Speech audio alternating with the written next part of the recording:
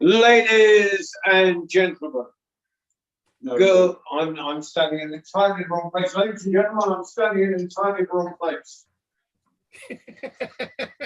Yeah, we don't need to unmute that one. I'm going through this one. I'm going to mute. Keep that one muted. right. Okay. Ladies and gentlemen, girls and boys, an assembled company wherever you are in this big wide world.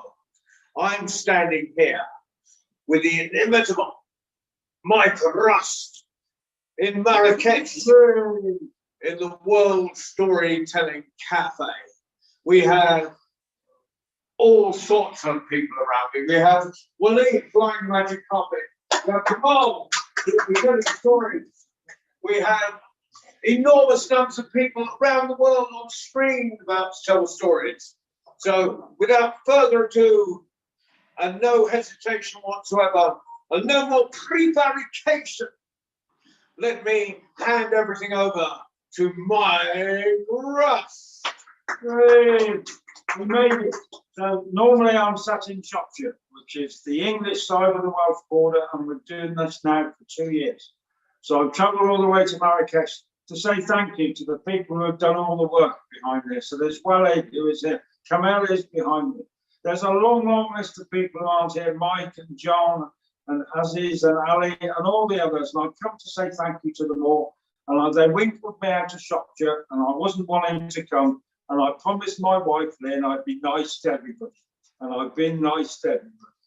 Okay, so I'm going to start by being nice to you as well. So we're starting off tonight with Kamel. He is sat behind me. He is the most famous of all Moroccan storytellers. He's going to sit here and he's going to tell us a story. Then we're going to John. Then we're going to Baba. Then we're going to Diana. And then afterwards, like I always do, I'll make it up as I go along. So a big hand to be put for Kamel, who is going to sit here in the Storytelling Cafe in Marrakesh, where I am.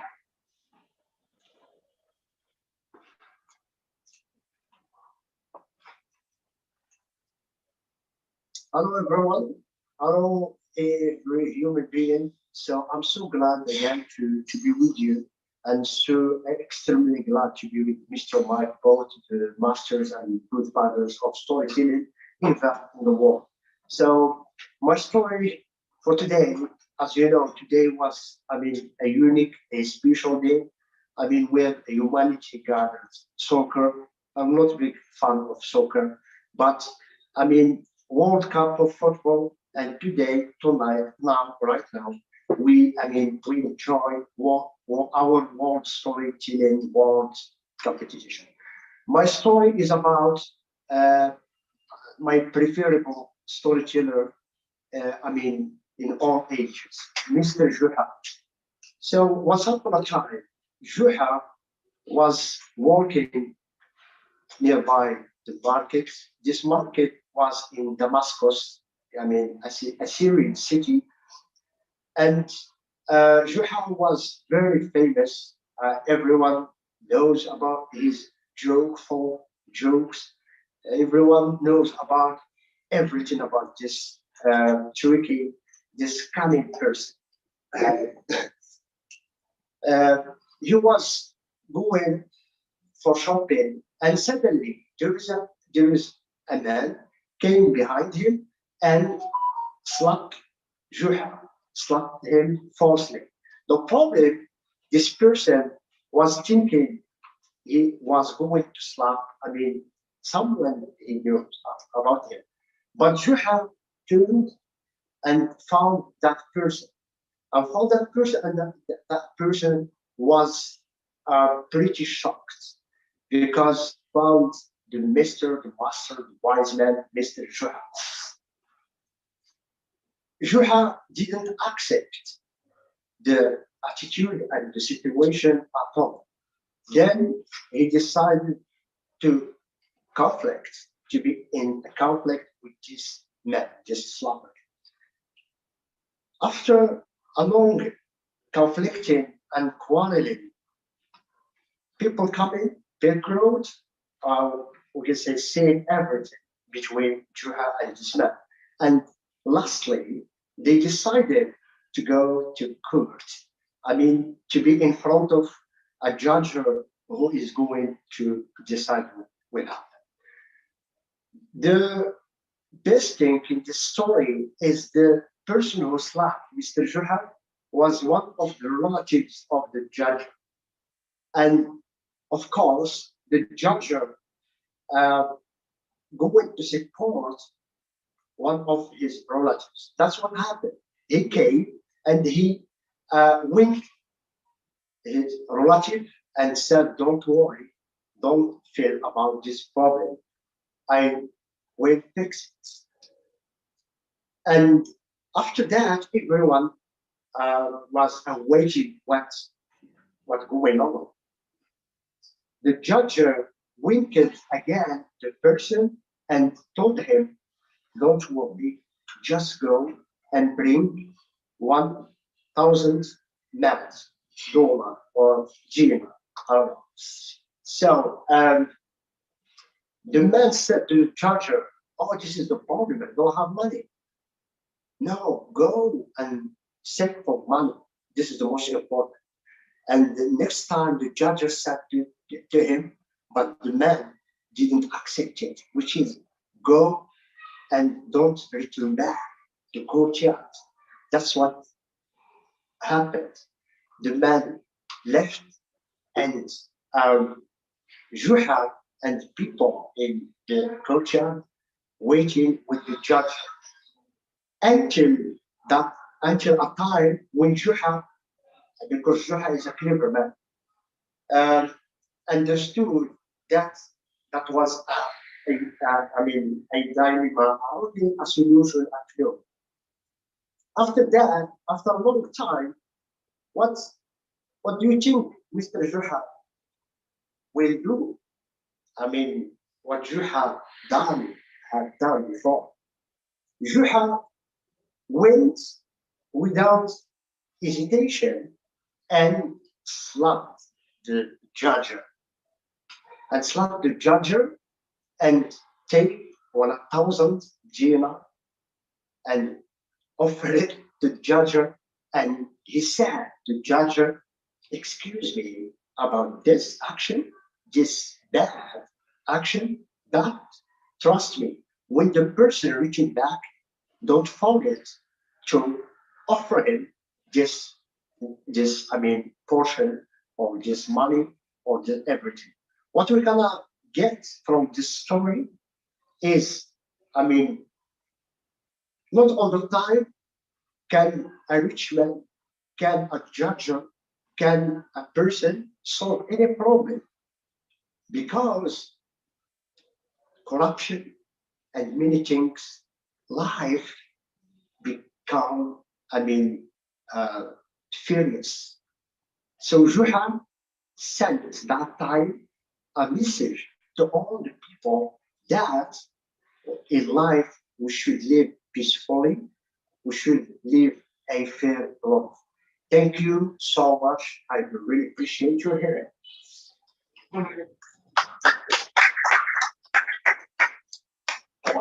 Well, I'm going to say thank you to Camille for popping in. He's been working all day and they've been ever so generous to me since I got here on Friday. They've taken me places and they've put me on horses and carts and gone around the town and fed me and looked after me and everything else. So it's been lovely. Now I'm going to bring you over to John. He's going to do something. Then after that, like I said, we always make it up as we go along. So next, a big hand of applause and a big wave for John Murray.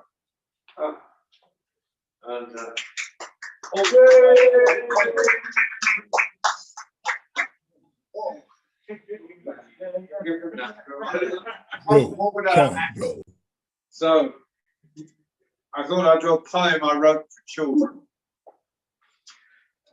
being it's the World Cup. And this is for anyone not good at sport. You know, the people that were always picked last when everyone wanted it, whenever everyone wanted them on the team, you know. And if there was first team, second team, third team, they were the person that was picked last for the third team. And if you're picked last and you're playing soccer, And they could be anywhere nice, like centre forward or a wing or anything out in the field. They put you in goal. And when you're in goal, you know, you sit there freezing. All the action is happening the other end of the pitch. You watch everyone having fun. You watch the winger going down. He passes across the centre forward. The centre forward whacks it towards the goal. It's about to go in. Yes, yes, yes, and boom! It's supposed to bounce off. Everyone goes, hard luck, nice try, better luck next time. Finally, it's your turn. 20 people are hurtling down the field towards you. It's your chance for glory. They get there, you knock the ice off your elbows, you knock the ice off your knees, and you stand there ready to save the day. They shoot. The ball is coming towards the goal. You dive. Your fingers get to the ball, but it just bounces back and goes into the goal. Does anyone say hard luck, nice try, better luck next time? No, they say, idiot, moron, what you let that one in for? Well, this is the poem I wrote for it. If I can get a bit quiet behind me. I love a game of football, but what does make me sick is when the sides are chosen on the last one that they pick. They never do give me a chance to demonstrate my skill, because when everybody's running around, they give me a goal to fill. And that's not my position. I should be on the wing, but I know it won't do any good if I say anything. So I think about the tackles and the goals I could have scored as I watch the others miss them. As I get cold and bored. But I am not allowed mistakes. There's never any doubt. It doesn't matter what I say. It's what I miss they talk about. And that was the World Cup. Well, thank you, John. I want to show you John without his hat on. So we're going to show John without his hat on. So what size is this hat? Anybody know what size this hat? It's made in Ecuador and it's 100% wool, and it's a very big hat. It's cut off the top of his head. Size 58 hat. Oh, there So it is. that's too small for me. See, it doesn't fit me. Look, I'm going to keep it now. Okay. Can I keep this hat? All right. It's too big. It's too small for me because he's got a big head. It's size 58. Did you know that? Okay. So now, what we're going to do is we're going to go to someone else who's here. He's called Anas. And he's a storyteller here from Marrakesh. He's been part of the stuff here before, and I'm not sure I've seen him on the screen. So for me, it's going to be a new one. So a big hand of applause for Anas from Marrakesh.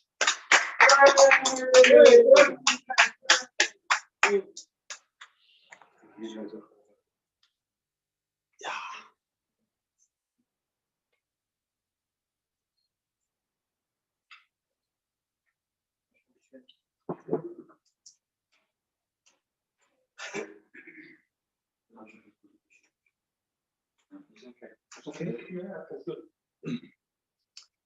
Hello, everyone. Mr. Babasi. How are you doing? Good. I am magnificent. So, perfect. So, my name is Anas. I'm from here, Marrakesh. So, I'm so glad to be here with you. And I'm so grateful of being invited to be here with you on this nice evening. So can I start? Yes. Okay. Please get us up on the big screen. Okay. So once upon a time, there was an island. Once upon a time, there was an island where all the feelings live. Happiness and sadness, everything, including love. So one day it was announced to the feelings that the island will sink. all the constructed boats are left, except one, which is for Love. Love decided to stay in the island and to hold out until the last possible moment. What happened? So what happened next? The island sunk, and the Love decided to ask for help. So Richness was passing by, and Love asked, "Please, Richness, can you help me, please?" Richness answered back, "Oh no, sorry, Love, I can't help you. My boat is full of gold and silver."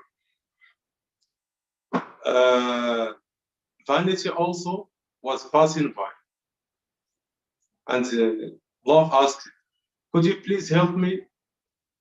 Vanity answered, "No, you are wet and you will damage my boat. Sorry, I can't." Sadness also, in that moment, Sadness was crossing by. Sadness asked, Love asked Sadness, "Could you please help me?" Sadness replied, "Why, I'm so sorry, I'm so sad. Look at me, I'm so sad, I cannot help you." Happiness also the same. And Love asked Happiness, "Could you please help me?" Happiness was so happy and so happy, and it cannot recognize Love. So it was a voice.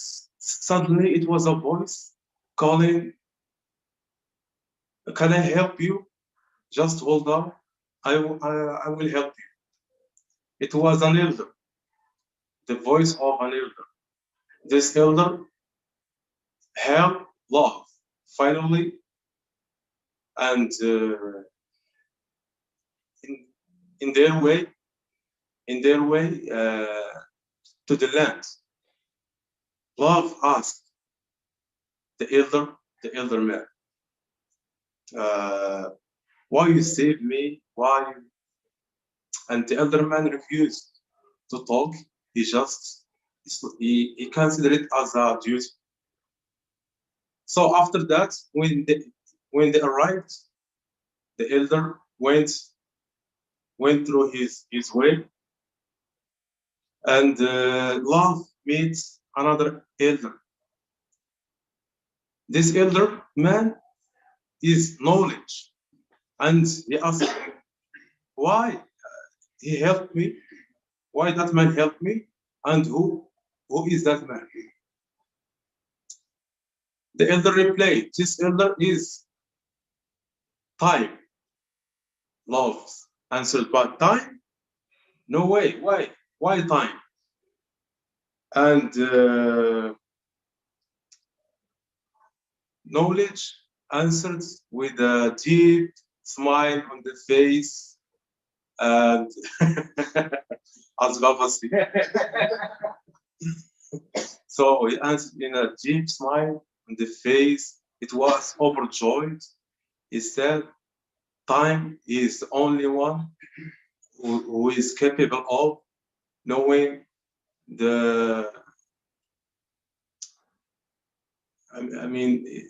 capable of knowing the role and the importance of love." Thank you so much. Thank you so much. Isn't it absolutely wonderful when you get someone who can sit here and tell stories in a second or third language, in the language that's not their mother tongue? And it is always one of the most important things of all, to be able to use the diction and to get the translation right and everything else. So I congratulate you, Alice. I think you did a really good job in a second language. And he was just telling me, because I'm here in Marrakesh, who would believe it? I keep on banging my head. He is going to be a nurse. He's just finishing all his training to be a nurse, And then he's going into the hospitals at this time after the pandemic and everything else. And what a wonderful career to take at the moment. That's absolutely, absolutely. Right. So now we're going to go to Baba and we're going to go to Diana and then Keith. So Baba, we can see you, Baba, on a great big screen here. And you've been in there all the time. So this is the one we're all looking forward to now. So I'm not looking at this screen, I'm looking at a great big screen. And you are like 15 foot big. And there's a massive, great big smile across your face. And you're the center of attention. And I'm sure that that's how you'd like it to be. So you're saying the screen matches the So size we of have my to ego? unmute you now. So are you unmuted? Yeah, I'm Can you unmuted. hear him? Can you, we can, You can hear me? we can hear. Okay. Excuse me. So Friday just passed. We had the wonderful dynamic cat stories by Dawn Ellis, and her stories were brilliant. And she told the story, she told an Asian version of why dogs and cats are no longer friends.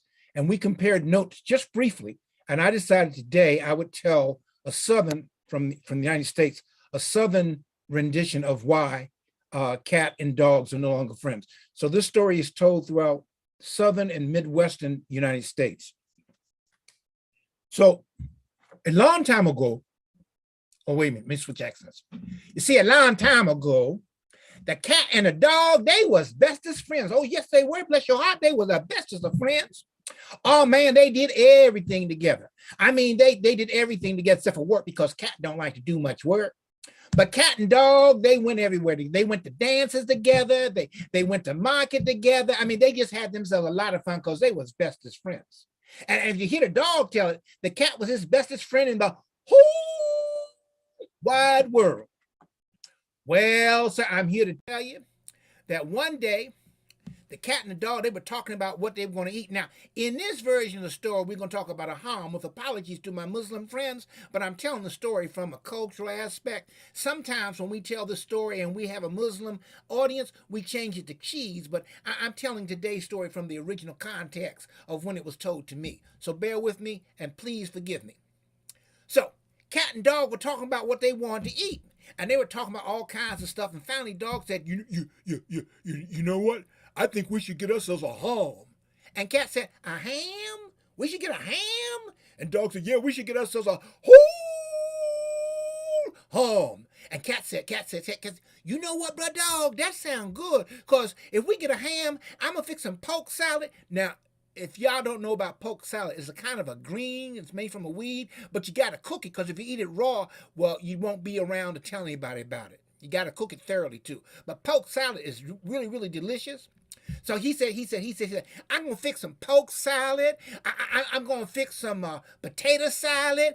I'm going to fix some, I'm going to fix some yams. And bro dog, I'm going to fix some cornbread with the butter running down the middle. Now, I don't know about you, but hearing all that being said makes me hungry. And bro dog say, that sound like fun. That sound like fun. That sound like fun. But dog, how we gonna buy ourselves a ham? Well, have you got some money? Have I got some money? But dog, do you got some money? Well, I got a little bit, but well, if you got some money, I got some money. How much you got? Oh, I don't have enough to buy a ham. But I tell you what, I got a job. I'm gonna go to my job and make some more money, and then you and I can meet back together, and you can put your money with my money, and we buy us a whole ham. But dog, that sounds like a nice idea. Now, while you going to work, I'm gonna go over here under the shade tree, and I'm gonna take me a nap. Well, Bud Dog went to working. He was working. I say he was a working. So Bud Dog got paid, but he didn't quite have enough to buy a ham, but he wasn't worried because, see, his bestest friend in the whole wide world, Bud Cat, he had some money. If they put their money together, they could buy themselves a ham. So Bud Dog, he made his way to where Bud Cat was napping. He said, Bud Cat, I just got paid, and I don't have quite enough money to buy us a whole ham, but you got some money, right? Bud Dog, don't be worried about what I got. What you got? Well, I don't have quite enough. Well, Bud Dog, with what I got and what you got, we can buy ourselves a whole ham. So let's go do it. Let's go buy ourselves a whole ham. And brother dog, he get real happy. You know, he said, yeah. We're gonna buy us a ham. We gonna buy us a ham. We gonna buy us a ham. We gonna buy us a ham. So they go all the way into town, because why would they go out of town? They went all the way into town and they got to where Sis Chick was. And where Sis Chicken was, she, you know what she sold? She sold hams. Yes, she did. She sold hams. Some of the biggest, fattest, juiciest hams you ever want to see. And brother dog, he goes and he said, howdy, Sis Chick. Why, howdy, brother dog, how you doing? And brother cat just went, meow, meow. Brother cat don't say nothing. Meow. He said, we come to buy ourselves a whole ham. We want the biggest. I got this, brother dog. I got this. Sis Chicken, we want the biggest, fattest, juiciest ham you got in the whole store. That's what we come for. That's what we want. So Sis Chicken she had a little chiclets bring out, not to be confused with the gum. She had a little chiclets bring out a ham, and Brother Cat said, that look good. And Brother Cat said, is that the biggest one you got? That don't look like the biggest one. So Sis Chick, she sent her chiclets back, and they bought out another ham. And Brother Dog said, oh, yeah, that's big. And Brother Cat said, that still don't look like. Sis Chicken maybe didn't understand. We want the biggest ham you have in the store. Okay, but you better be able to pay for it. So they bought out a ham that was so big it took all of her chiclets and her to bring out this great big ham, and they dropped it on the counter. Brother said, oh, that's a big ham. That's a big ham. Oh, yeah. Brother Cat said, meow. I suppose if that's the biggest one you got, meow, it'll have to do. Meow. But how we gonna get this ham back to my house, bruh dog? Because you know when we get it back to my house, I'm gonna fix some pork salad, I'm gonna fix some potato salad, I'm gonna fix some yams, and I'm gonna fix some hot cornbread with the butter running down the middle. Meow. Oh, I'm hungry just thinking about it. Well, I tell you what. We're gonna carry this ham. I'll carry it halfway, and you carry the other halfway. Brother dog, I'm kind of fragile. I tell you what, why don't you carry it most of the way, and I'll carry it the rest of the way. Meow, meow. No. We put our money together. You buy this whole ham. I'm going to carry it half the way, and you carry the other half the way. Meow. Okay, brother dog, but I tell you what, brother dog. Meow. You carry it the first half the way. Meow. Okay. So the chiclets very carefully put that ham on the back of Brother Dog's back. Down to the floor he went. Then he got himself, and he lifted himself up on his mighty 4 paws, and he started thinking about that pork salad. He started thinking about that potato salad. He started thinking about them hot yams and the cornbread with the butter running down the middle. So he started singing a song. We gonna eat us our ham. We gonna eat us our ham. We gonna eat us our ham. We gonna eat us our ham. We gonna eat us our ham. We gonna eat us our ham. We gonna eat us our ham. This ham heavy. Bro Cat, it's your turn to carry the ham. Oh, brother dog, don't be like that. We're almost at my place. All we gotta do is go up this hill, go down the hill, cross the creek, and go up the other hill, and we'd be almost at my place. No, Bro Cat. It's your turn to carry the ham. That's what we agreed on. It's not your ham, it's not my ham, it's our ham. It's your turn to carry the ham. Okay, brother dog. But be very careful, because you know I's fragile. Brother dog shook that ham off of his back, and it fell on Brother Cat's back. Fact, it hit twice. And Brother Cat said, oh, this ham, brother dog, this ham is heavy, it's heavy. Well, try singing a song and make it seem lighter. Okay. And Brother Cat gathered all the cat's strength and stood up. And Brother Cat started going, I'm going to eat my ham. I'm going to eat my ham. Excuse me for just a moment. I'm getting all worked up over that ham. I'm going to eat my ham. Brother Dog said, no, Brother Cat. That's not the way the song goes. That's not your ham. It's not my ham. It's our ham. So sing the song right. Meow, Brother Dog. Did I tell you what to sing when you were carrying the ham? Well, no. No. Well, then you don't be telling me what to sing while I'm carrying the ham. I'm carrying the ham. I'm going to sing what I want to sing. Talk to the paw. Brother Cat started singing. I'm going to eat my ham. I'm going to eat my ham. I'm going to eat my ham. Brother Dog getting upset. Just then Brother Cat see a tree. And lickety-split, all of a sudden, that ham wasn't heavy on him back, and he climbed that tree, and he sat on a fat branch, dangling the ham over the branch, going, I'm going to eat my ham, I'm going to eat my ham, I'm going to eat my ham. Because, see, Brother Cat knew dogs can't climb trees. And so he was safe up in a tree. And Brother Dog said, no. Come down out that tree. That's not your ham. That's our ham. You come down here now. Or else what, Brother Dog? You gonna climb the tree and get it? You gonna climb the tree, Brother Dog? Brother Dog, you gonna climb the tree? You gonna climb the tree? Oh, I can smell that cornbread with the butter running down the middle, and the poke salad, and the yams and the potato salad. Oh, I'm gonna eat this ham. Brother Dog got mad. Brother Dog let his claws come out of his paws, and he started trying to climb the tree.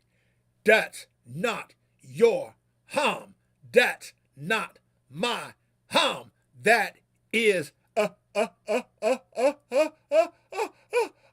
he lost his footing. That's our ham. Oh, he hit the ground hard. He hit the ground. Oh, he hit the hard. It was a doggone shame how hard he hit that ground.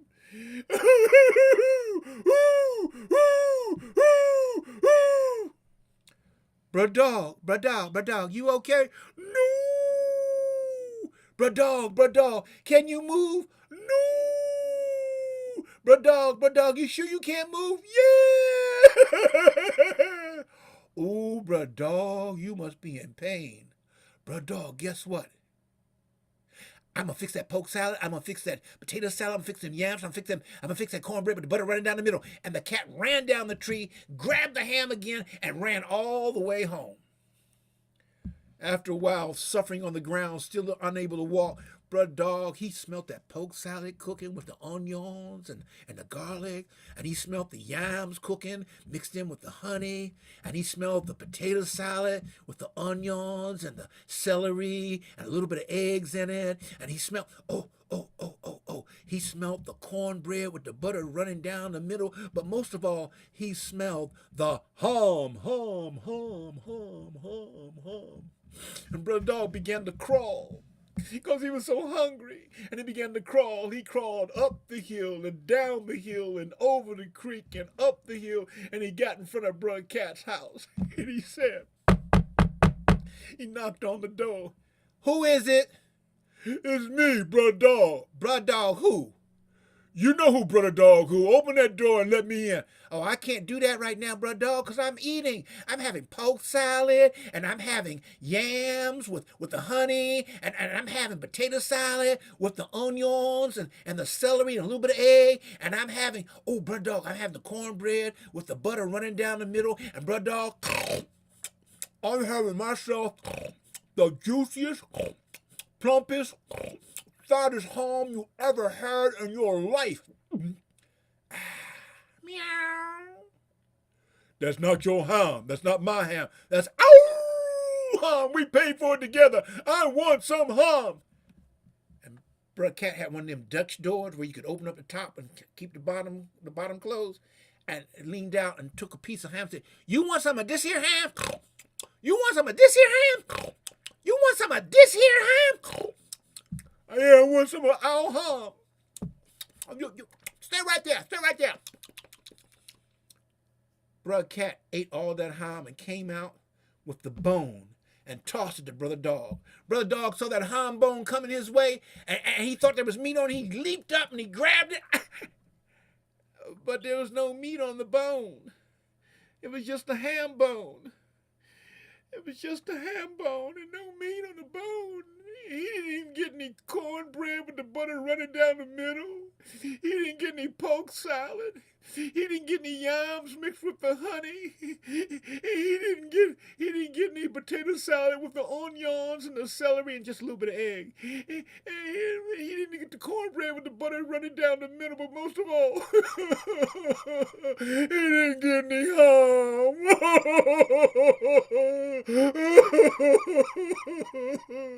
And Brother Dog held on to that bone to remind him of the cat's treachery.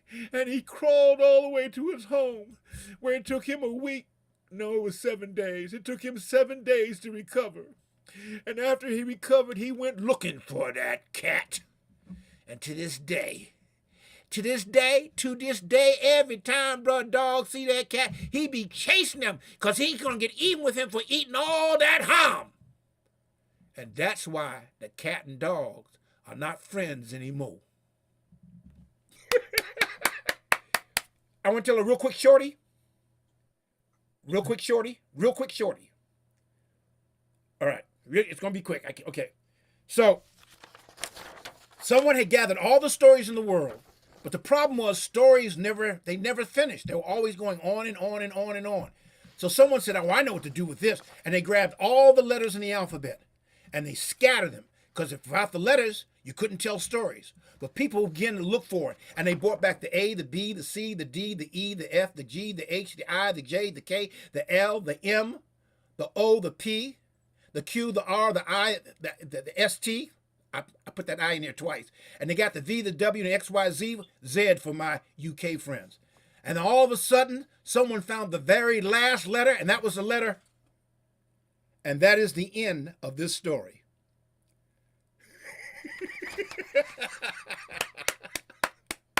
Asante Sana, thank you very much.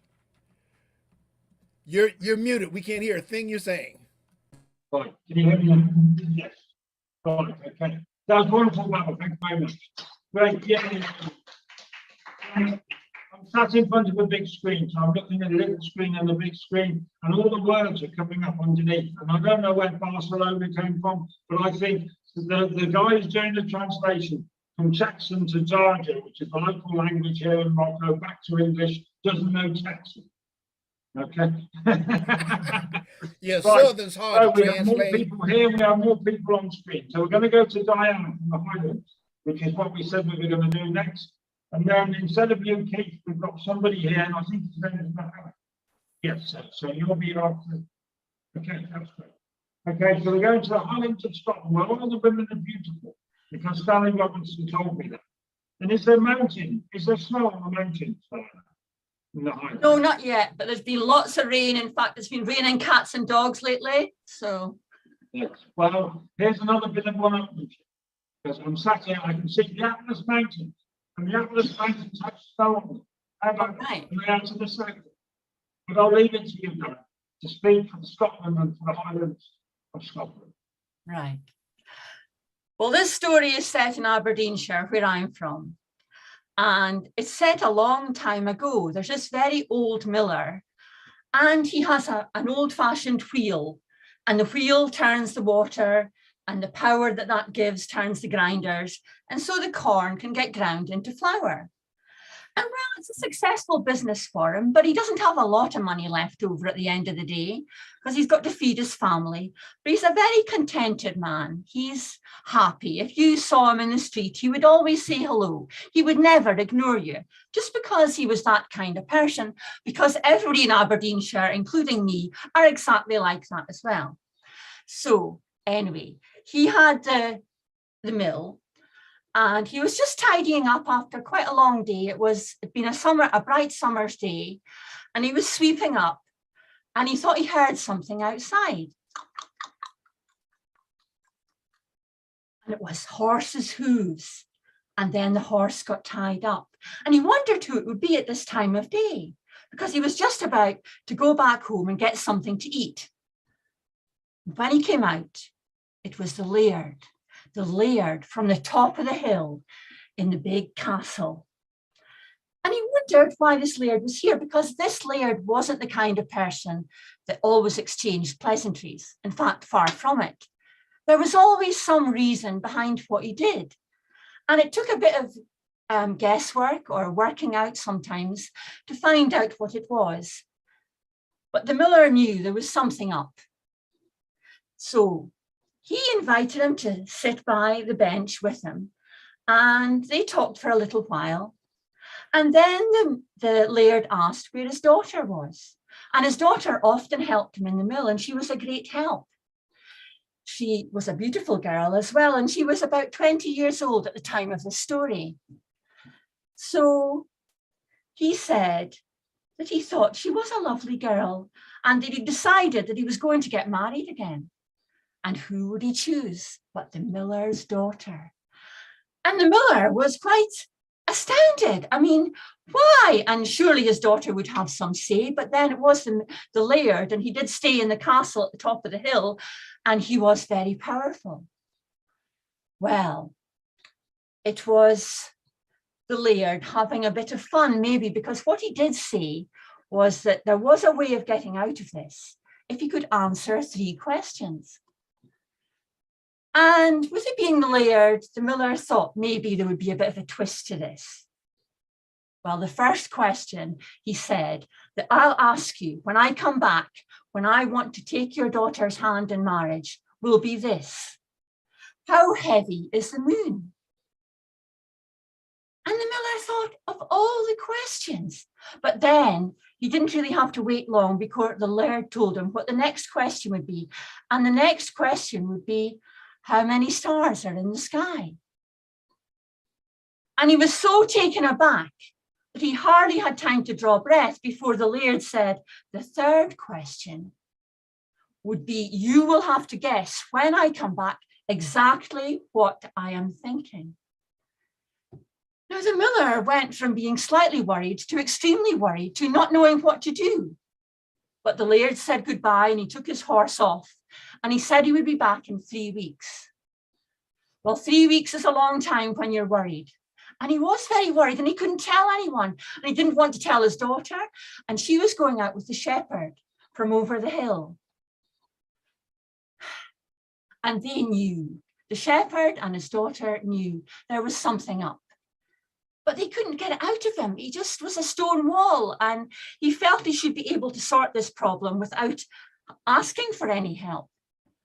But this was all quite strange to him, and these questions were strange, and he really didn't know what to do. And there was so much at stake, his daughter's happiness. So he thought about it, but well, he decided no, he would just do the best that he very could. But he was really uneasy as the end of the 3 weeks was coming up. But then there was one night the shepherd lad was helping him to tidy up. And he said, look, I know there's something wrong.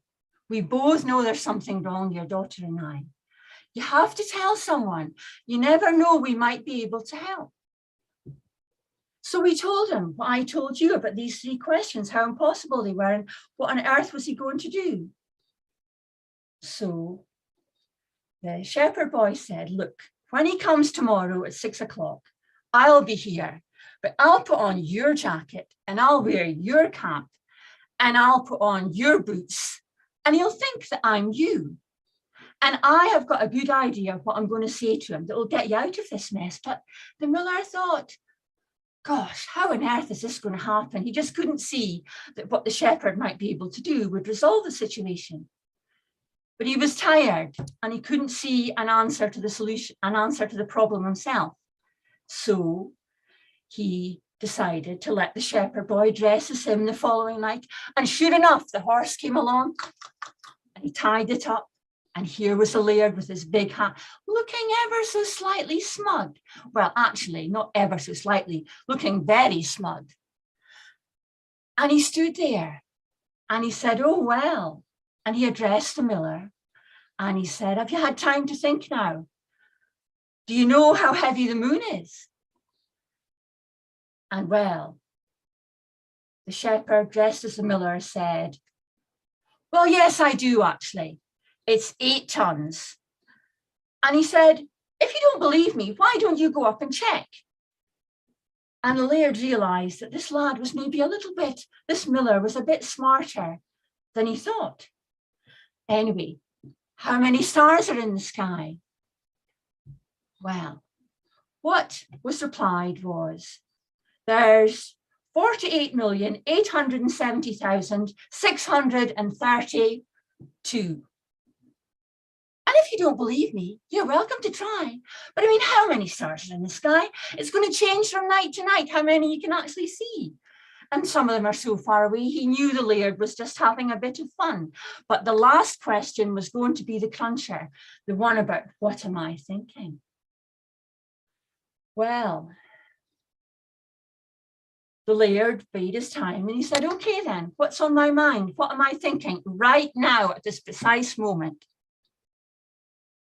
And the lad replied, you're thinking that I'm the miller and that it's my daughter that you're after. But, he says, I'm not the miller, I'm the shepherd lad, and I married the miller's daughter yesterday. So she's not even available for marriage anyway.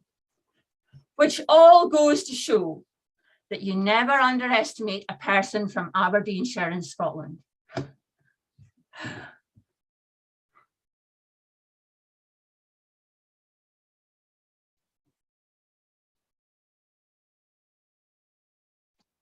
Right, that was beautifully told and well done, and I look at this camera so everybody's got different versions of different stories from all over the world and everything else. And I've been telling that story, Diana, for a long time. But when I tell it, how many stars are there in the sky? That's the same number of grains of sand there are on Blackpool Beach. Why don't you go and count the birds? How do you get around the world in a day? You put a sky in the moon, and you put a piece of rope onto the bottom of the moon, and you put a seat there, and the moon goes round the world in a day, and you sit on the seat of the moon and take you. The third question is exactly the same as I do it. It's lovely to hear your version. I really enjoyed this. Thank you very much. So now I'm going to switch the order around because Mohammed has come and he's come all the way up the steps to be able to sit here and tell a story. And now he's going to come and tell a story. And after that, Keith, we're going to you, mate. If that's okay with you. I can see you nodding. That's great. It's Mohammed.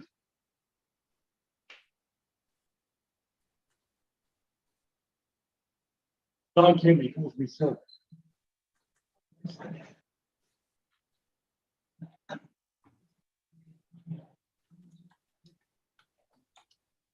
Hi everyone, my name is Mohammed. I'm not a professional, but I'm amateur. I try my best. Once upon a time, there was a village who relied completely on one well to get its needs of water. They used that one well to water the plants, to do the dishes, to do the laundry, to drink water, whatever needs water, they use that only well. So everything was good for a long period of time.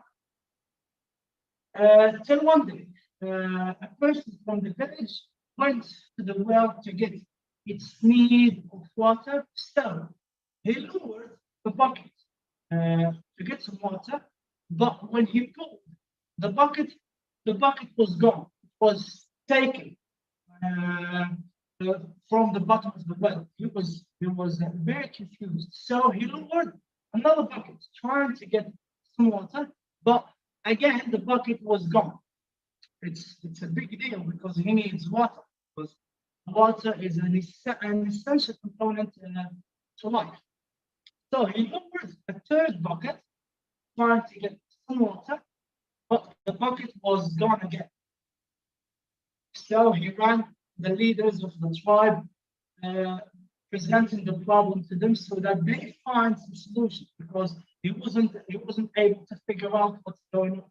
in the bottom of the well because it was a deep well and it was dark, so he wasn't able to get what's going on. So he went to the leaders of the tribe to ask them to find solution to this problem. He went to the leaders. The leaders came to the well to see what's the problem. They lowered some buckets. The buckets were gone, so they had to find a solution. So they suggested that they are going to elect one person to go down the well to find what's going on, find the solution, tell them what's going on at the bottom of the well. So they elected one person, and that person refused to go down the well because he was scared that he might meet a beast down the well. He refused at the beginning, and they tried to persuade him. And he said that I'm going to accept at one condition, that my brother has to be among the persons who are going to grab the well while I'm going down. So they went and brought his brother, and when his brother came, he accepted to go down. So he tied the rope around his waist, and everyone, the people who were in charge of the rope and his brother, started lowering the person down the well. He was going down and down and down and down and down and down through the darkness and down till he stopped hearing any noise. Nothing can be heard from that distance. So he kept going down. The people of the tribe kept lowering the rope till he reached the bottom of the well. When he reached the bottom of the well, he found that a monkey was taking the buckets and throwing them in the well, and he sends the rope empty without the bucket. When he found the monkey, he grabbed the monkey and put it on his shoulder, and he pulled the rope to give the people up the well a signal to pull him up. So that was when they got the signal. They started pulling up.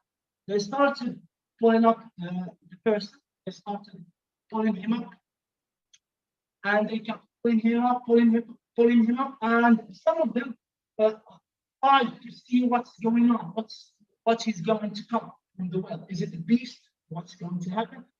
They kept lowering. They kept pulling up the rope and pulling it up, pulling till a very blurry image started to be seen to them. One of them sees a hairy creature, a hairy brown creature.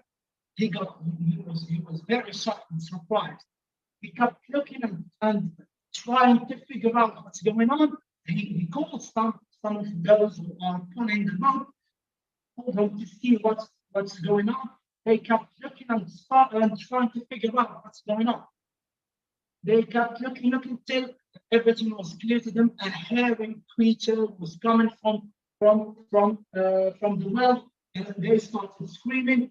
Everyone was scared. Everyone released the rope except for the brother. The brother, he couldn't leave his brother, so he kept holding the rope, and it was very heavy. Everyone flee. Everyone ran except for the brother. He was scared. He stopped for a moment. He started encouraging himself to carry on because his brother is down the well. He was so scared, but he encouraged himself and carried on pulling, and he is very scared that a creature, a beast might come from the well and he might get eaten by the beast. He kept pulling slowly and very scared, slowly, till his brother came with the egg. And his brother said, "This is why I asked them to bring you, because I can't trust anyone except you. My brother, you can leave me. I cannot trust anyone except you." And one, sorry, thank you. Yeah. Right. So now we're going to Keith, and then we're going to distribute. So Keith, you unmute yourself. That's great. Okay, mate. Yeah, okay. Hello, everybody.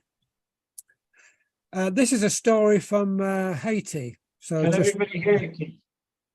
sorry, can you hear me? You need to put the volume up a bit. Can you hear me? Hear me now? No? Is that better? You're very quiet. Carry on, Keith. Everybody. Hang on a minute, I'll just have a look, see,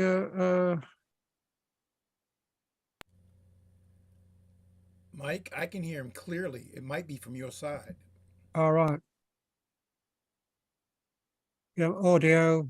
I can hear you clearly as well. I think it might be at your end, Mike. I've just increased the volume a Just little get bit. started, please. Is that better? Okay, can you hear me now? Mike's muted, so okay. Right, well, I'll carry on anyway. Right, hello, everybody. This is a story from Haiti, just to be something different. Deep in the forest, there lived an old woman, an old lady, in a little cottage. And she had lots of bees, lots of hives. And one year she had so much honey. Oh, well, she gave some of it away and she put it in lots of tubs and pots and saucepans. She just had so much honey. And so she decided she would sell some of it. And so she took this sticky, golden, sweet honey and she put it in a big pot and she put it on her head. And she set off through the jungle, through the forest, down the path towards the town where she could sell it in the market. But unfortunately, she tripped on a root and came down with a big crash. And the pot full of all this honey was all over the path, all over. Oh, she said, Papa God, so much misery. Why'd you send me so much misery? Misery, misery, misery, Papa God. Why'd you send me so much misery? And she went home along the path, crying out to Papa God, why'd you send me so much misery? Now, up in a tree was a little monkey, and he saw what happened. And he came down, he climbed down the tree, and he looked down at this sweet golden substance, just to wonder what it was, and he licked some of it. Oh, this misery, it's sweet. Oh, this misery is so lovely. Oh, so delicious, this misery. And so the monkey, he gobbled up all this honey that was on the path, and he had to spit out some of the stones and bits of sharp pot that got in his mouth and spit it out. Oh, well, so lovely, though, this lovely, sweet misery, golden, sticky misery. Where can I get some more? Ah, that woman said that she mentioned about Papa God. I will go and find Papa God and get some more misery. And so he climbed up the tree, right up into the sky, and he came to the house of Papa God, who was sitting outside his cottage in the sunshine, watching the world go by. And he saw a little monkey. He said, hello, Mr. Monkey, what can I do for you? Oh, said the monkey, Papa God, I want some more misery. I just love some more misery. And Papa God said, are you sure you want some more misery? Yes, I want lots and lots of misery. Well, you wait here a moment. And Papa God went off at his cottage. And after a little while, he came back with a leather satchel, a bag, which he gave to the monkey. He says, now in this bag There's as much misery as you'll ever need, you'll ever want. But don't open it yet. I want you to go back through the forest and into the desert, the dry, sandy desert. In the middle of the desert, there you sit down and you open the satchel. And there in that bag, you'll find as much misery as you'll ever want. Oh, right. Thank you very much, sir. And he came down the tree and he went out into the dry, sandy desert and he sat down and he opened the bag, the laces of the bag, and he opened it. And out of the bag came not one, not two, not three, not four, not five, not six, but 7 black, snarling dogs. Ah! Oh! And the monkey he was scampered off across the desert. He rushed as fast as he can. And the 7 dogs, they were slavering at the mouth, chasing him across the desert. And in the middle of the desert, just as the dogs were about to pounce on the monkey, there appeared a tree. And he climbed up the tree. And he hid in the top of the tree. And the 7 black snarling dogs, they circled the tree, barking and yapping, but they couldn't climb the tree. Oh! And all day they were circling the tree, barking and yapping. But at the end of the day, when it was getting dark, there with their tails between their legs, they went off back home. And the monkey, he climbed down the tree and then through the desert and into his home in the jungle. Now the question is this: who put that tree, that big tree, in the middle of that dry, sandy desert? Well, it was Papa God, of course, because he knows that too much misery is not good for anyone, not even little monkeys.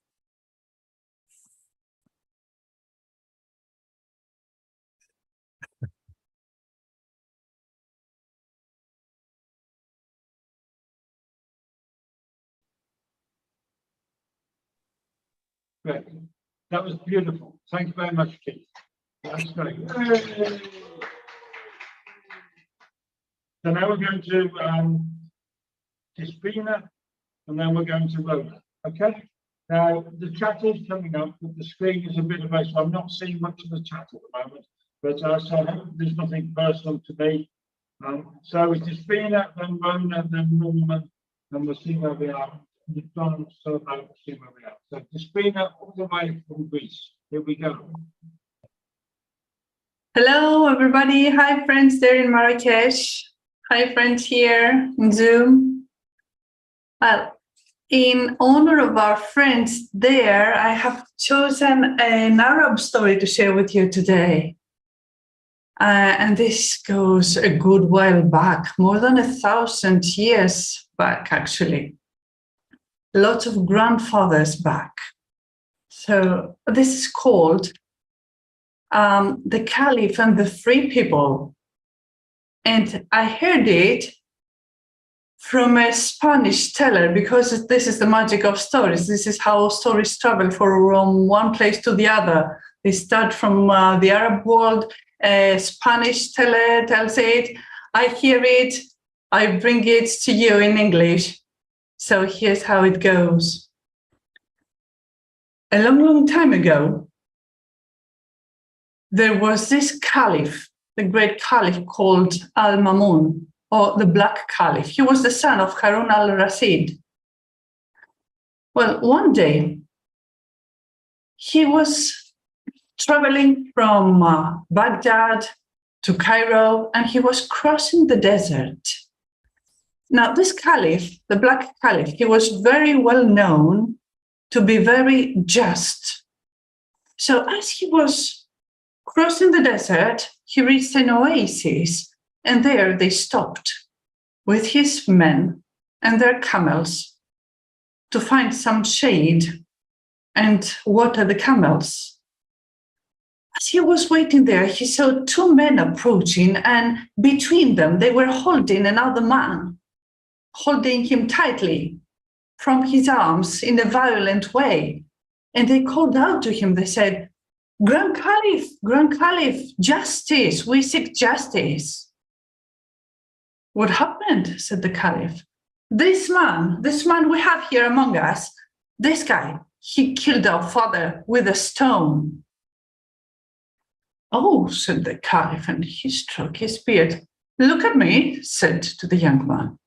And the young man lifted his eyes and looked at the Grand Caliph.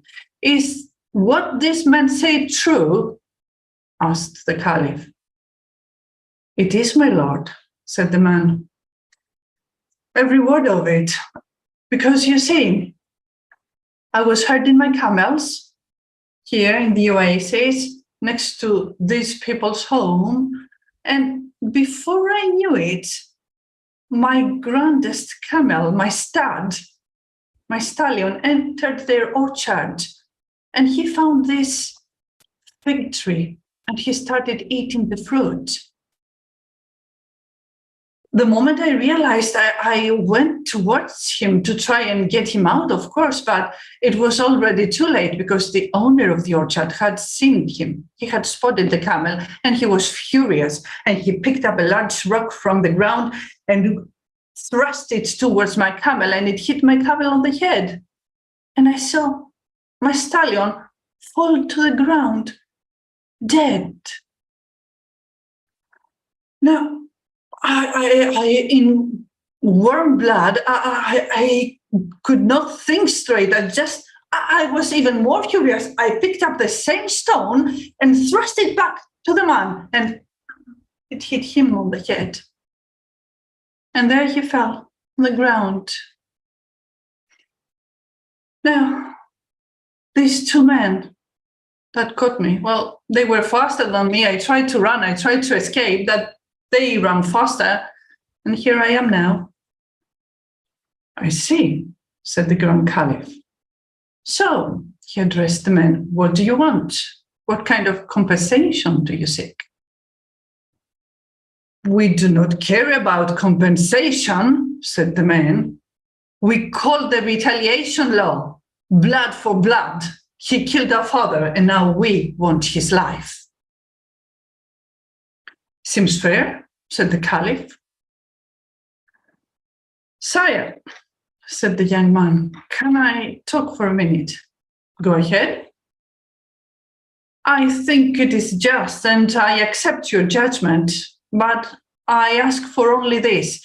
Can you please give me 3 days time, so I can cross the desert, go back to my tribe, arrange everything with my little brother so he takes care of the family fortune and the camels and my family.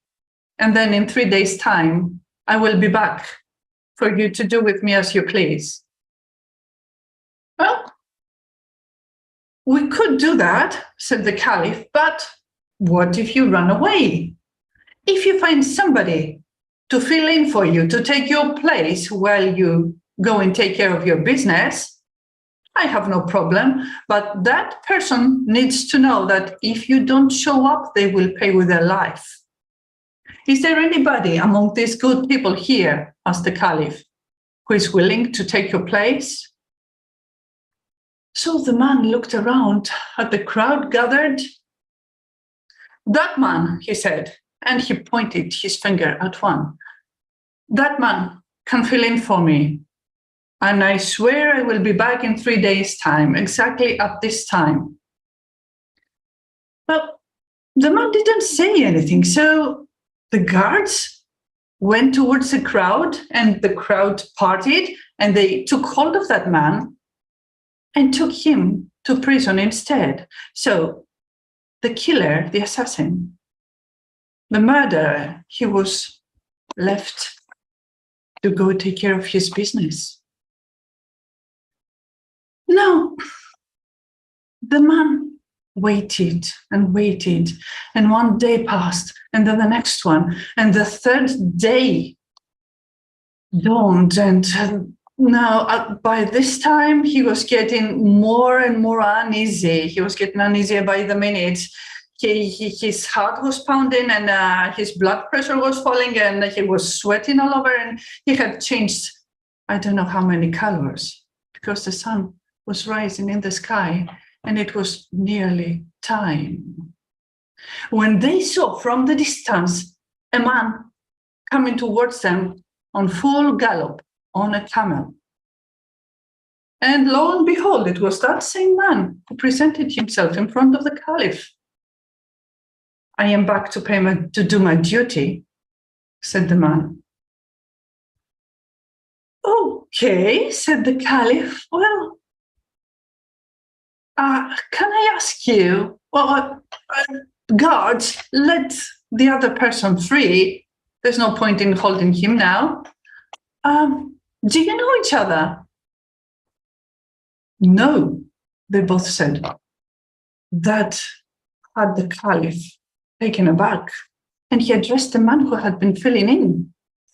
You, do you say you do not know this man? I don't, sire, said the man. Why on earth would you be willing to sacrifice your life for a man you don't even know? Well, said the man, you see, when I saw him being helpless with nobody, not a familiar face among the crowd, nobody that would fill in for him, I could not possibly say no. If I did, goodwill, good faith would be gone from this world. So in good faith's name, I decided to take his place, hoping to God that he would be true to his word. I see, said the Grand Caliph, I see. And you, young lad, he addressed the murderer. You had every chance of escaping with your life. When else would you come back? Well, sire, the man said, this good man decided to fill in for me, and he did so without complaining. He didn't even know me. So in good faith's name, I was obliged to return. I wouldn't let an innocent man pay with his life for my deeds. I see, said the Caliph, and him and all the crowd assembled, they were all astonished with this man's courage and bravery. And the two men, the sons of the dead man, they said, well, if that is the case, then in good faith, we too no longer seek retaliation law. We do not seek this man's life. Well, that's very generous of you, said the Caliph. I can compensate you. What do you want? Do you want gold? Do you want camels? What do you need? None of that, said the man. None of that will bring our father back. But if we sought blood for blood after all this, people would say that good faith has left this world, and we wouldn't have that. And that was how the free men addressed the Black Caliph Al-Mamun. And from that age up to now, let us hope that good faith still reigns. And in good faith, I give this story to you today. Ευχαριστώ. Thank you. Thank you, Lisbeth. That's a lovely story, well told. And again, as I say to you every time, the way that you tell stories in English, which is on the top, is very good. Again, and I'm looking forward to meeting you face to face instead of being on the screen. Maybe here in Marrakesh or maybe over in Machmanlock in Choctaw here. That makes two of us, Mike. I'm looking forward to meeting you too. Then we're going to Rona and then Norman and then Lucy. I can see you. If you're looking to tell a story, can you put your hand up? Brilliant. You will go after Norman then, okay? Right, okay. So we're going to Rona and then Norman. Okay, Rona? Yes. Despina, that was marvelous. I really enjoyed that. Great story. I would like to tell you a story about a king. Now, he wasn't just any king. Like, you know, when you hear the story about the king, there's always a queen involved, but she rarely gets mentioned and she rarely gets the credit for anything.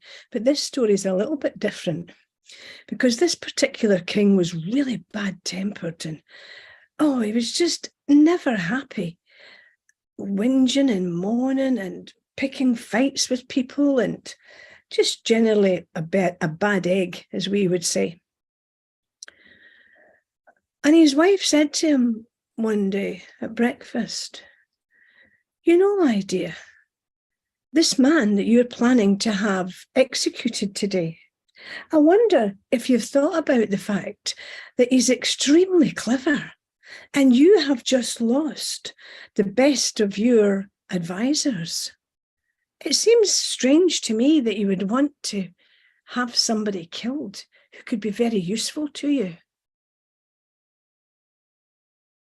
Really?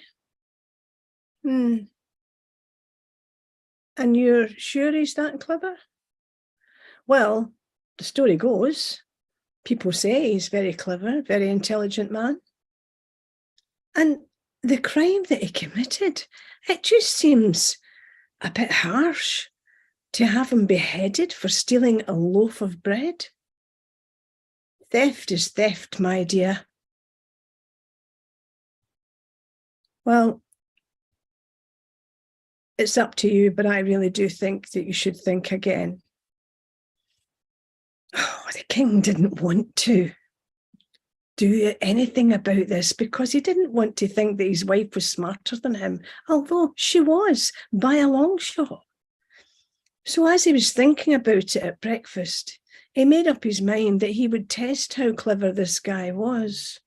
And if he really was that clever, then he might just, you know, let him live. So midday, the whole town had gathered in front of the castle, and the hangman, well, he normally would be hanging people, but on this occasion, this man was to be beheaded. So the axeman was there, and he was, you know, doing that thing where he's rocking and he's swinging the axe, and the people are all waiting for the king to come out. And the poor man who's about to have his head chopped off is stood there waiting. And his wife and children are in the crowd, and they're looking up and they're calling for mercy. But nobody else is joining in.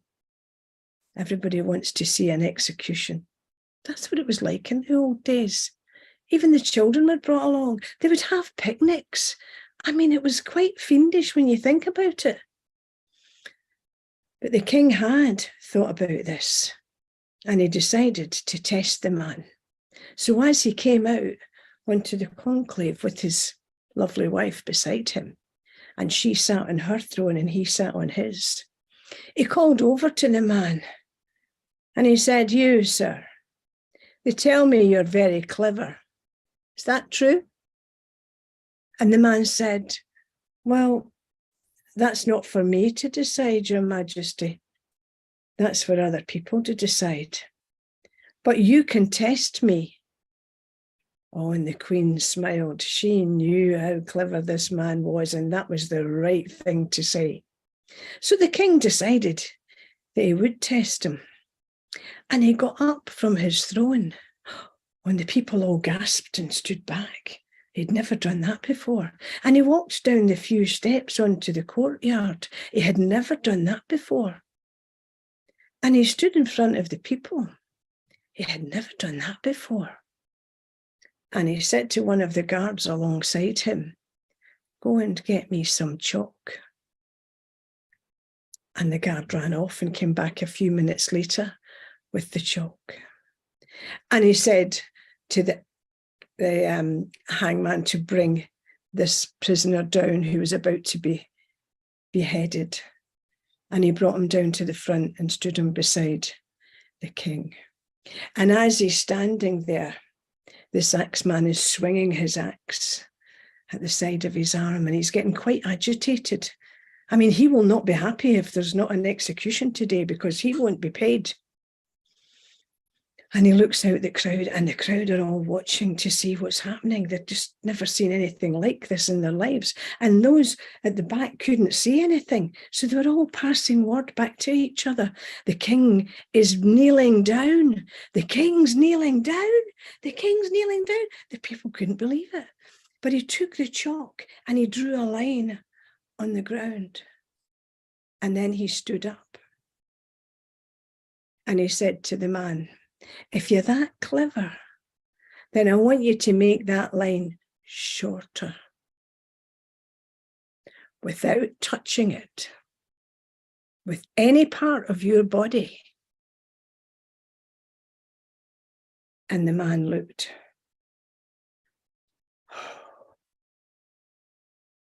And he thought, I know what I'll do. It's chalk, it's dry dust. I'll blow on it and some of it will move and it will be shorter. So he knelt down. The man's kneeling down. The man's kneeling down all the way to the back of the crowd. The man blew, but nothing happened. You see, the ground was damp, so the dust didn't budge. And he stood back up again and he thought, I know what I'll do. I'll stand and make my shadow cover the line. But I can't do that either because that's using my body. And he said, no part of my body. I cannot touch it. And then he said to the king, may I have the chalk, your majesty? And the king looked at him and the queen smiled again. Yes, she thought. And the king handed the chalk to the man. Puzzled he was, puzzled. The king has given the chalk to the man. The king has given the chalk to the man. The king has given the chalk to the man, all the way back to the back of the crowd. And they're all peering and trying to see what on earth was going on. Nothing like this had ever happened in their lifetime. And the axeman stood there, now with his arms crossed, but with the axe swinging even faster. He was getting quite agitated. The man knelt down now. The man's kneeling down. The man's kneeling down all the way to the back of the crowd. And he drew a line on the ground alongside the king's line. And he made it a little bit longer.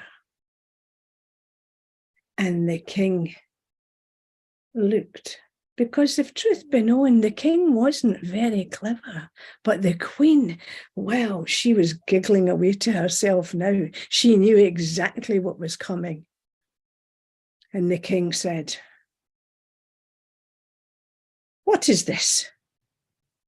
And the man said, your majesty, if I may, you asked me to make your line shorter without touching it with any part of myself or my body. You didn't say I couldn't use the chalk. I've made a line that was longer than yours, so now your line is shorter. And the queen was just like absolutely ecstatic. And the people were ecstatic. He's made a longer line. He's made a longer line, all the way to the back of the crowd, and the people were cheering. Well, said the king, you've proved that you're very clever. I will spare your life, and you can come and work in the palace. And his wife and children were stood there open-mouthed, and you can bring your family too. Well, there was jubilance beyond belief. And he said to the man, but you can thank your queen for your life being saved, because she was the one who told me to test you. Well, I would love to tell you that everybody was ecstatic that day. But there was one man who wasn't. Can you guess who it was? The executioner.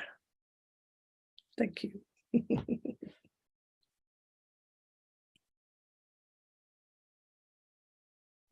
Now, I'm going to research all my repertoire stories, and I'm going to get John, and I'm going to get Anas, and I'm going to get Mohammed, and we're going to sit there and we're going to find one story with a clever king in it.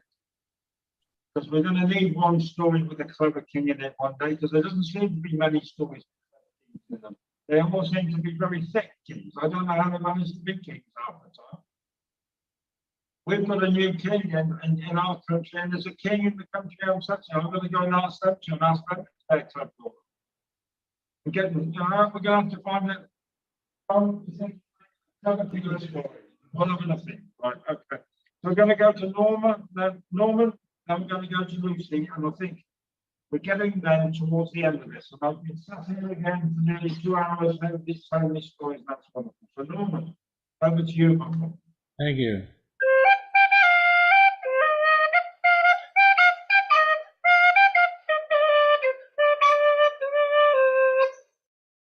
Thank you, Ronan, for that lovely story. And I was thinking I would put a line in it because I can't resist.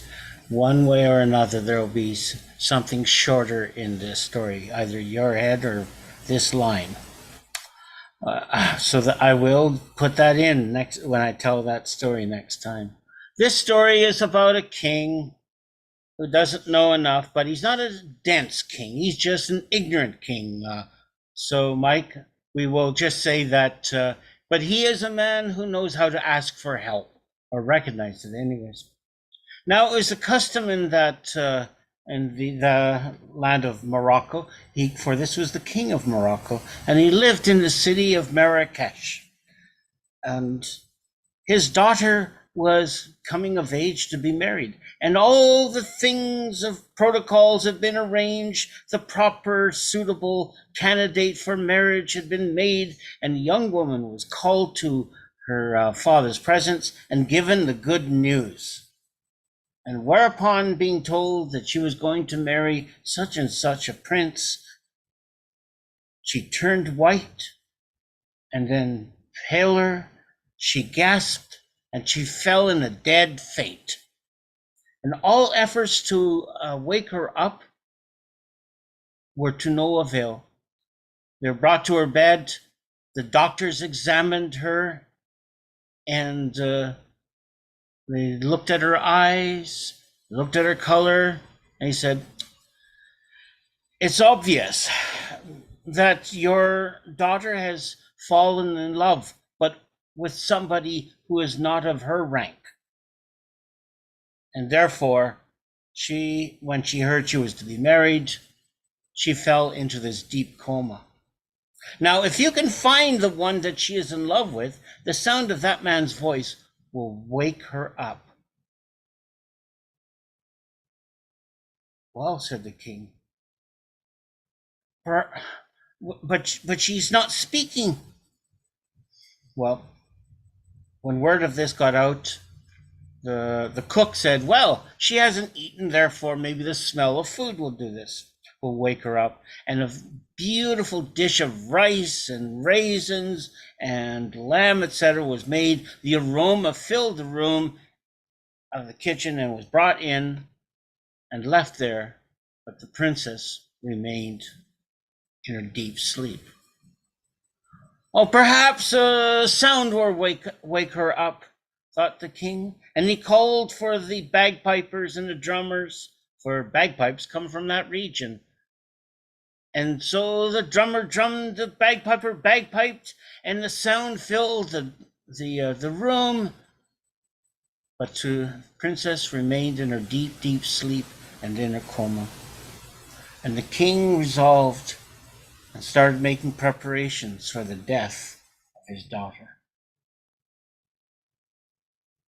But there came to his door that very day a Sufi, a wise man, a wanderer. Where he came from, I don't know. Where he went after this story, the story does not say. But there he was at the door of the palace, And when he was brought in, they asked him, "What are you here for?" And he said, I know your story, and I'm here to find out where the princess's lover is, so that she may live." Well, no sooner said than done. Then the Sufi was brought to the bedroom where the princess lay, thin and pale. Her breath was shallow. And he walked over and he looked at her for a moment or two. Then he sat beside the bed. He called for a scribe. And the scribe was brought with the tools. And then the Sufi picked up the wrist of the princess, leaned over, and started to whisper into the sleeping princess's ears. And then he stopped and turned around and said something they couldn't hear to the scribe who wrote it down. And then once again, he picked up the wrist of the princess and began to whisper, until at last he stopped, turned to the scribe, spoke once more, but the king couldn't hear. And then for a third time, the Sufi picked up the wrist of the princess, whispered, and this time turned to the scribe, said something, and then said loudly, "Now, read out what I have told you." And the scribe said, the queen's lover is a goldsmith. His name is Zohar, and he lives in the Medina of a city of Sharif nearby. The king wondered at this, but guards were sent to the near city and the street of goldsmiths and artificers. There they went searching, and they found a goldsmith by the name of Zohar. And as soon as Zohar saw them, he confessed to everything, that he and the princess had fallen in love, and that they were afraid to tell anybody because it could cost him his life. But the young man was brought out of the city into Marrakesh to the palace, and the trembling man was brought into the room of the princess and the Sufi and the king. The king said, "Speak. Speak your name." I am Zohar of Sharif. I am a goldsmith." And at the sound of his voice, the princess's eyes opened, fluttered open, and there was a faint bit of color in her cheeks. And Zohar was taken away, and the princess, they brought her food, a thin soup. She drank for the first time in days, and soon she made a recovery. Now, the young man was being kept in a suite of rooms, and it soon became clear that he was the dullest man you'd ever hope to meet.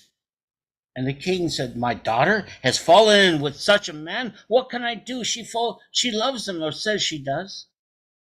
And this time the Sufi said, "Do not keep them separate. In fact, put them together so that they see each other as much as they want." And this was done. And the young man and the princess were in the garden. They were out for walks. They were out doing this. And pretty soon, the princess grew tired of his idle chatter and his shallow thoughts. And she realized that this was not a man to her liking. And so the young goldsmith was sent on his way with his suitable gifts. And the princess, she married the one that had been chosen for her, as was the custom. And as for the Sufi, the king brought him in and said, "How did you know when the princess did not speak?" "Oh," said the Sufi, "I knew. This princess was most eloquent. For when I held her wrist and I spoke lists of names, one after the other, when I said Zohar, her pulse quickened. And the same for the goldsmith and for the city that he lived in. So then I knew who he was, where he was, and how to find him. So the king says, "You're a most clever man." So the Sufi left this story and went into another. And now this story has left that country. It's come to Canada. And through the magic of the World Storytelling Cafe, it is now spread around the world. And I wish to say thank you.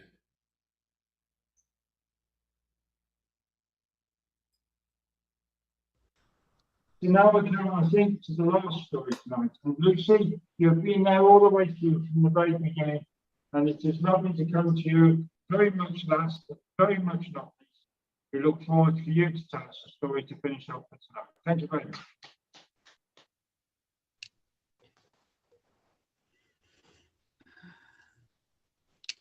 Yeah. Dear Leah Mommy, I was born in Planet Museum and I was in my teens. I love going to museums and looking at ancient mummies dressed in white gauze from head to toe. My favorite mummy was a king, 50,000 years old. He looked tall, about 6 feet, and I wonder how he used to look like. He was enclosed in a glass exhibit, so I could only look but not touch. Then, a few days later, I saw in the news, ancient mummy, 50,000 years old, escapes from museum, caught on video. People were outraged, stunned. Somebody pretending to be a dead mummy. How disgusting. But as it turned out, it wasn't a stunt, but something more sinister. The mummy was walking in the streets, dressed in white gauze, and many journalists were following him, filming. There was an opening for his eyes, and they were pale gray. There was an opening for his lips, and they were also pale gray. Then suddenly the mummy took out a very long, pale gray tongue from his mouth and wrapped itself on the journalist. Then it swallowed the journalist whole. You could hear the mummy digesting the journalist. People were screaming. The police was called. But by that time, the mummy had divided into 2 mummies of equal shape. And hearing the commotion, they were running very fast, as if with super speed. When the police arrived, the mummies were nowhere to be seen. The president was shown a film of what happened, and he said, "This is serious. Are we dealing here with an alien with superpowers that can divide, that is multiply? Imagine if they become an army of 1 million mummies. We simply had it. What can you do?" he asked his army and police generals. The army general said, "First, we have to find them. Then we have to destroy them so they don't multiply anymore." And the police general said, "We also have to look at all the CCTV cameras and also the satellites that are surrounding and orbiting our planet to see if the satellites can pick up their images." So the president said, "Okay, let's get on with it." The army and the police searched for the 2 mummies for over 2 weeks, but nothing. They decided to stop the search because maybe the mummies were dead. Unknown to them, the mummies were hiding in a remote, isolated farm. and they had eaten the farmers. There were now 20 mummies. They dressed in ordinary clothes over their white gauze, and in jeeps they would go all over remote areas in farms looking for more people to eat. Eventually, they became 200 mummies, and later 5,000. And after a few years, there were 2 million mummies who liked to show themselves on TV, all dressed in light gray gauze and uniforms.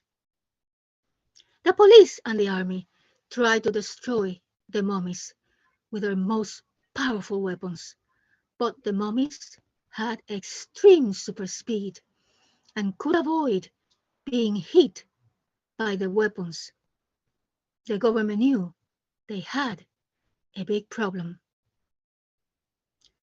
The plan of the mummies was to outnumber, become a majority in our planet, and take over the government.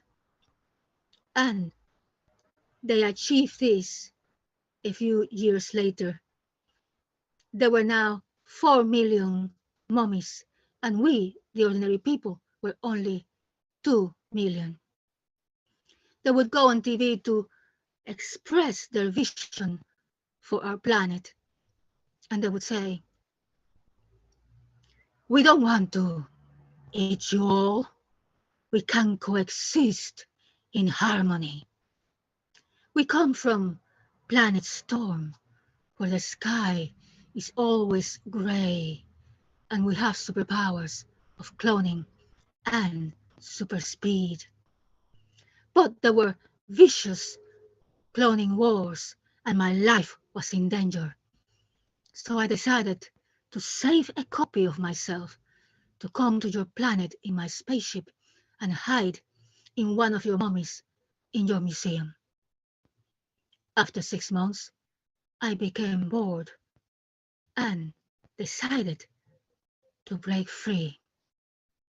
Now, let us live in harmony."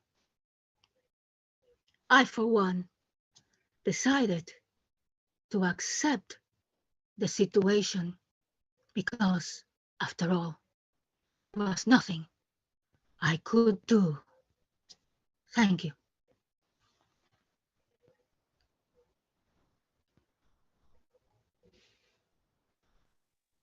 Thank you, Lucy. That was wonderful.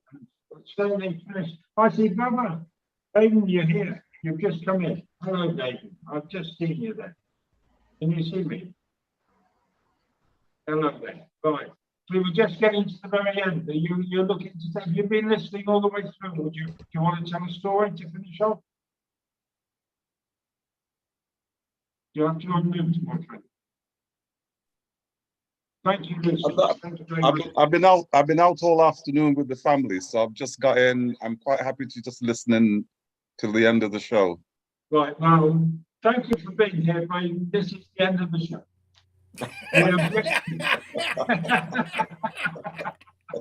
So I'd like to thank all the people. I've come to Marrakesh to thank all the people that have absolutely helped me sit here for 2.5 years and do a story around every other subject. I can't do these things without people like you coming in and joining in. And thank you very much. But I certainly can't do it without the World Storytelling Cafe that I'm here, John that's here, Willie, and all the others that are here in Morocco and Marrakesh. So I thank everybody tonight.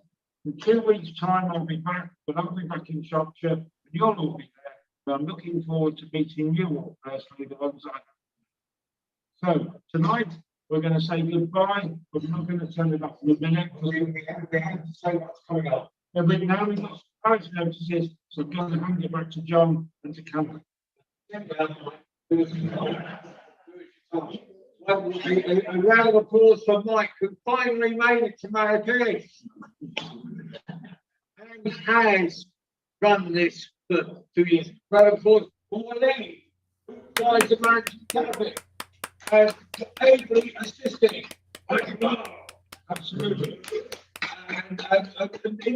times they run up and downstairs, serve all the guests food, yeah. And Mike got a word in edgewise. So I'm told how to say I'm a storyteller in Moroccan, which I can never remember. Hakawaki. Yeah.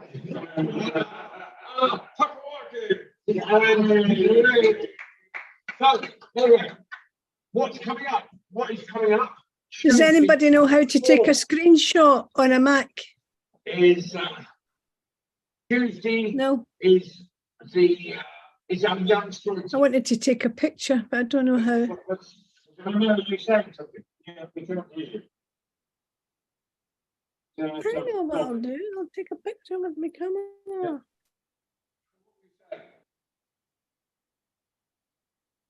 Can you hear me? She's taking photographs. Okay. She's taking. Right. Come back.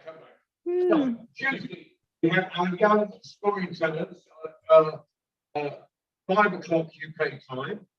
And Yay. at the moment, we have so many coming to the cafe, and that is a result of the work of Carl Hey. and my husband. I took a picture with my camera. We had a moment. Can't hear you, John. You're muted. We can't hear you.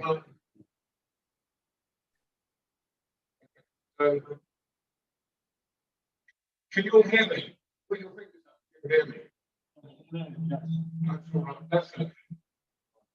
That's okay. And then next Friday, we have a series of doing stories for children. Then I don't know what's happening after that. It just goes crazy. I was the British That's a Book Fair shame. here in Marrakesh, and I'm getting ready for the festival next February. Meanwhile, thank you all for joining. Thank you, Mike, Mark, and Maureen. Good night. Happy It's been there. Can Thanksgiving. you hear them? I can't hear a word. We can hear Rona. It must be something on your side. Oh, I've got it going now. Well, I can hear you. I couldn't hear them. Right, okay. And for those celebrating Thanksgiving, remember this: it is better to eat turkey than to be a turkey. So I'm looking for four of us on that screen, the four of us on that screen, and the four of us on that screen. Can you do that? So all of us on the screen at the same time. See you all soon. Sorry I missed it. Hi, Norman. Bye, Oh, Christina. See you later, Baba. oh, that's a shame. Don't threaten me. Next time. In 2 Bye. weeks' time, baby. 2 weeks' time. Okay, 2 weeks. And I've got a story about Cognac. Ah, lovely. Yeah, the apple tree, man. The apple tree and the pear tree. Okay? Okay, fellas, We're take it gonna have easy. photographs taken now while we're here. Thank you, everyone. Can't wait to see you all in February when I get over there. That's Yeah. the most important. Beautiful. Night, night, all. Good night, good evening, good Good day. evening. Yeah. I'm Bless going to fix some dinner. See you Blessings. next time, fellas. See you next time. Until the next time. Till the next time. Bye. That's the one. All right. Bye. That one. That's the one with the switch speed. On that one. Yes, we're going to blow now. We'll put up all that. It's all fine. Yeah. Yeah, exactly. They are having too much fun.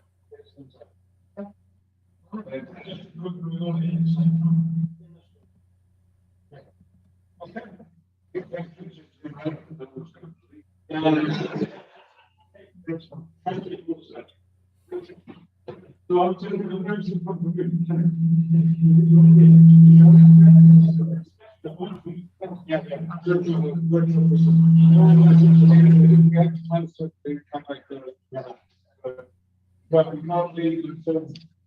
You know where. Yeah, You know where. yeah, I know. I am an expert. Oh, I know every area.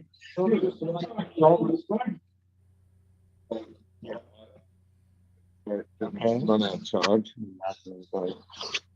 Grazie.